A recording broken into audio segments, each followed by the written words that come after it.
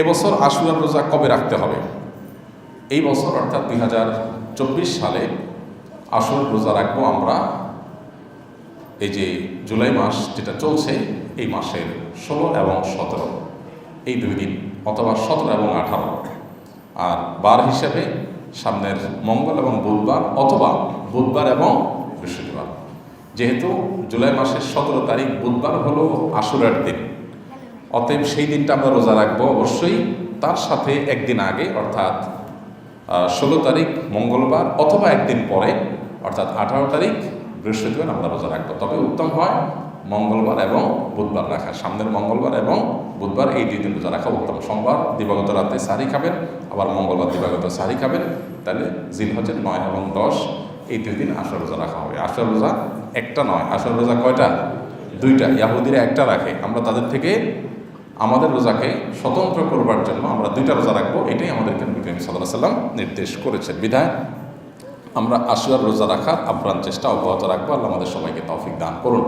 আশুরা রোজা রাখলে কি নাম হবে? নবী করিম সাল্লাল্লাহু আলাইহি ওয়াসাল্লাম বলেছেন, সিয়াম ইয়াউমি আশুরা আহতাসিবু আলাল্লাহি আন ইউকাফিরা সানাতাল্লাতী ক্বাবলা। আশুরার রোজা যদি কেউ রাখে তো আল্লাহর প্রতি আমার ধারণা হলো যে আল্লাহ তাআলা তাকে 1 বছর পূর্বের গুনাহ মাফ করে দিবেন। এই জন্য আশুরা রোজা রাখার আপ্রাণ চেষ্টা অব্যাহত রাখবো। নবী সাল্লাল্লাহু আলাইহি ওয়াসাল্লামের গুরুত্বপূর্ণ একটি সুন্নাহ, যেটা বছরে একবারই রাখার সুযোগ আসে। নারী পুরুষ সবাই প্রত্যেকে যার যার জায়গা থেকে আমরা রোজাটা রাখবো।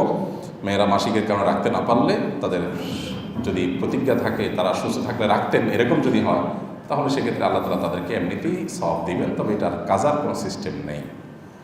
বর্তমান সমাজের প্রেক্ষাপটে চলমান সকল গুনাহের মধ্যে অন্যতম গুনাহের কাজ কোনটি হচ্ছে বলে আপনি মনে করেন, এবং এ থেকে পরিত্রাণের উপায় কি? পরিমাণ যদি সবচেয়ে বেশি হয় বলেন তাহলে বলবো চোখের গুনাহ। চোখ দিয়ে মানুষ সবচেয়ে বেশি গুনাহ এখন করছে, বিশেষ করে সোশ্যাল মিডিয়া ইত্যাদির কারণে। আর ভয়াবহতার বিচার যদি বলেন কোন অপরাধ ভয়াবহ অপরাধের মাত্রা আমাদের মধ্যে সবচেয়ে বেশি, তাহলে আমরা বলবো গুনাহের মধ্যে, কবিরা গুনাহের মধ্যে হারাম ভক্ষণ করা, মানুষের হক নষ্ট করা, এগুলো আমাদের মধ্যে সবচেয়ে বেশি। আমাদের সমাজে বিশেষ করে বেশিরভাগ মানুষই আলহামদুলিল্লাহ চুরি, ডাকাতি, মাদক সেবন, মানুষ হত্যা করা, এরকম বড় বড় মোটা দাগে কবিরা গুনাহগুলোতে লিপ্ত হয় না। তাহলে বেশিরভাগ মানুষ যেই কবিরা গুনাহে লিপ্ত হয় সেটা হলো নামাজি হয়েও মানুষের হক নষ্ট করছে। আপনি মসজিদে আসছেন, জুতা রেখে আসছেন, একজনের জুতার উপরে আপনার জুতাটা রেখে আসছেন, আপনার জুতা কাদা দিয়ে হেঁটে এসে তার জুতার উপর রেখে আসছেন, তার জুতাটাকে ময়লা করে দিয়েছেন, আপনি তার হক নষ্ট করেছেন। আমরা খেয়াল করি না হয়তো বা রাস্তাঘাটে চলতে ফিরতে প্রতিবেশী, আত্মীয় স্বজন, কলিগ, সহকর্মী, সহযাত্রী, সহপাঠী, এমনকি মসজিদে এসেও দেখা যায় আমি পাশে মুসল্লির হক নষ্ট করছি, জোরে জোরে তেলাওয়াত করতেছি, ডিস্টার্ব হচ্ছে। এরকম নানাভাবে আমরা মানুষের হক নষ্ট করছি। আমরা লেবাসি পোশাকে ইসলামে বিশ্বাসী, আমরা আচার আচরণে বেশিরভাগ মুসলমানরা ইসলামে বিশ্বাসী না। এই অপরাধটা, মানুষকে কষ্ট দেওয়া, মানুষের হক নষ্ট করা এবং উপার্জনের ক্ষেত্রে হালাল হারাম বিবেচনা না করা, এই অপরাধটা আমাদের সমাজে ভয়াবহ অপরাধের মধ্যে মাত্রায় বা পরিমাণে সবচাইতে বেশি। বাঁচার উপায় কি? বাঁচার উপায় খুবই সিম্পল। এগুলো থেকে বাঁচার জন্য সংকল্প করা, এগুলোর ভয়াবহতাটা বোঝার চেষ্টা করা, যে আমরা যত নেকামল করি না কেন, মানুষের হক নষ্ট করলে, মানুষকে কষ্ট দিলে আল্লাহর কাছে ওই নেকামলের কোনো মূল্য, ভ্যালু থাকবে না। এটা আমাদের পরিষ্কারভাবে জানতে হবে এবং ক্লিয়ার করতে হবে। আল্লাহ তাআলা আমাদেরকে বোঝার তৌফিক দান করুন। আমাদের সমাজে বেশিরভাগ মুসলমানদেরই ধারণা হলো যে আমরা নামাজ কালাম পড়লাম, রোজা রাখলাম, বাস আমার হয়ে গেল।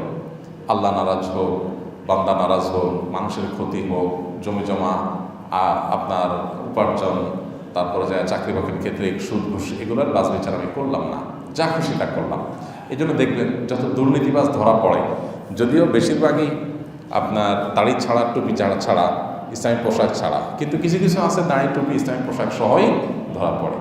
আবার তাদের দেখা যায় হজ করে, ওমরা করে, তাদেরগুলো ছবি সোশ্যাল মিডিয়াতে আপনার ছড়িয়ে পড়ে। তো একটা লোক আল্লাহর প্রতি বিশ্বাস করে, হজমটা করতেছে, সে আবার কীভাবে দুর্নীতি করে, সেভাবে কীভাবে হক নষ্ট করে, কীভাবে মানুষের অধিকার নষ্ট করে?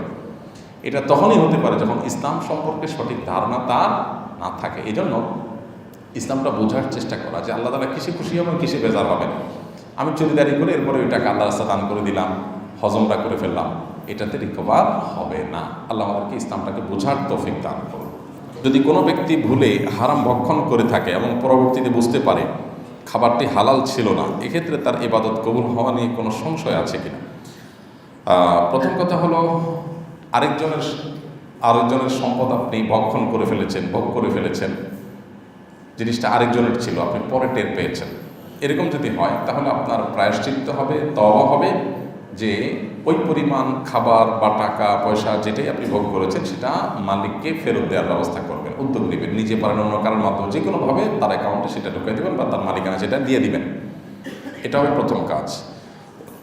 আর যদি বিষয়টা এরকম না হয়, বরং এমন বিষয় হয় যেটা কোনো মানুষের অধিকার সংশ্লিষ্ট না, আল্লাহর হক নষ্ট করেছেন, আপনি হারাম খেয়েছেন, যেমন শুকরের গোশত, আল্লাহর নির্দেশ হলো সেটা ভক্ষণ না করা, এখন আপনি এটা খেয়ে ফেলেছেন, এখানে কোনো মানুষ হক নষ্ট করেন নাই। তো এই জাতীয় হারাম যদি হয়, কেউ মাদক সেবন করে ফেলেছেন, নিজের টাকা দিয়ে কিনে সেবন করেছেন, কোনো মানুষের হক নষ্ট করে না কিন্তু আল্লাহর হক নষ্ট করেছেন, তো এইরকম পরিস্থিতি হলে আল্লাহ তাআলার কাছে তওবা করতে হবে, খাঁটি তওবা করতে হবে, জীবনে যেন আর না করা হয়। এটার যদি খাঁটি তওবা যদি করা হয়, আশা করা যায় আল্লাহ তাআলা তাকে মাফ করে দিবেন। এবং বান্দার হক যদি হয় তাহলে বান্দারটা বান্দার কাছে ফেরত দিবেন, পাশাপাশি আল্লাহর কাছে মাফ চাইবেন। এই দুই ধরনের প্রচেষ্টার পর আশা করা যায় আল্লাহ তাআলা মাফ করবেন ইনশাআল্লাহ। ব্যাপারটা এরকম না যে আমি হারাম ভক্ষণ করে ফেলেছি, এখন আমার আর কোনো ওয়ে নাই। ইসলাম নো ওয়ে বলতে কিছু না, ইসলামে প্রত্যেকটা কাজের সমাধান আছে, কোনোটা একটু কঠিন, কোনোটা একটু সহজ, তবে সমাধান ততদিন পর্যন্ত যতদিন আমাদের নাকের ডগায় নিঃশ্বাস থাকে, মরে গেলে তখন আর এটার সমাধানের পথ সুদূর করা হতো। মুহররম মাসের বিশেষ কোনো আমল আছে কিনা? মুহররম মাসের বিশেষ এবং স্পেশাল আমল হলো বেশি বেশি নফল রোজা রাখা। নবী করিম সাল্লাল্লাহু আলাইহি ওয়াসাল্লাম বলেছেন, আফদালুস সিয়াম বা'দা রমাদান শাহরুল্লাহিল মুহররম। রমাদানের পরে আল্লাহর কাছে সবচেয়ে উত্তম রোজা হলো আল্লাহর মাস মুহররম মাসে নফল রোজা রাখা। অর্থাৎ রমজানের রোজা তো ফরজ রোজা, সেটার সাথে কোনোটা তুলনা চলে না। রমজানের রোজার পরে সবচেয়ে বেশি নফল রোজার জন্য আদর্শ মাস হলো মুহররম মাস। নবী করিম সাল্লাল্লাহু আলাইহি ওয়াসাল্লাম শাবান মাসে সবচেয়ে বেশি নফল রোজা রেখেছেন। অনেক উলামা ইকরাম বলেছেন মুহররমের ফজিলত তিনি বলেছেন, কিন্তু আমল করার তৌফিক পান নাই, তার আগে দুনিয়া থেকে চলে গেছেন। যাই হোক, তো মুহররম মাসে বেশি বেশি নফল রোজা রাখার ব্যাপারে গুরুত্ব আরোপ করা হয়েছে, উৎসাহ দেওয়া হয়েছে। এই জন্য এই মাসের স্পেশাল নাম হলো নারী পুরুষ সবাই যার যার জায়গা থেকে মুহররম মাস উপলক্ষে আমরা যার যার সাধ্য অনুযায়ী 2-4-10টা রোজা রাখার চেষ্টা করব।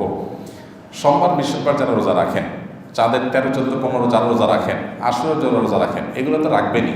মাস হিসাবে এই মাসের রোজার মাস হিসাবে, আদর্শ রোজার মাস হিসাবে এই হাদিসে যে মর্যাদা বলা হয়েছে, নির্দেশ বলা হয়েছে, সেই কারণে আমরা কিছু নফল রোজা রাখার চেষ্টা করবো ইনশাআল্লাহ। এছাড়া মুহররম শব্দের অর্থেই সম্মানিত, এই মাসটা মর্যাদাবান, সম্মানিত 4 মাসের ভিতরে সবচেয়ে সেরা মাস। আবার এই মাসে আশুরা রয়েছে, সেই জন্য এটার মর্যাদা অনেক বেশি। নবী করিম সাল্লাল্লাহু আলাইহি ওয়াসাল্লাম এটাকে শাহরুল্লাহ বা আল্লাহর মাস বলেছেন। এখান থেকে এই মাসের মর্যাদা বুঝে আসে। এই জন্য অন্য যে কোনো সময় চাইতে এই মাসের পাপাচার থেকে আমরা বেঁচে থাকার চেষ্টা করব।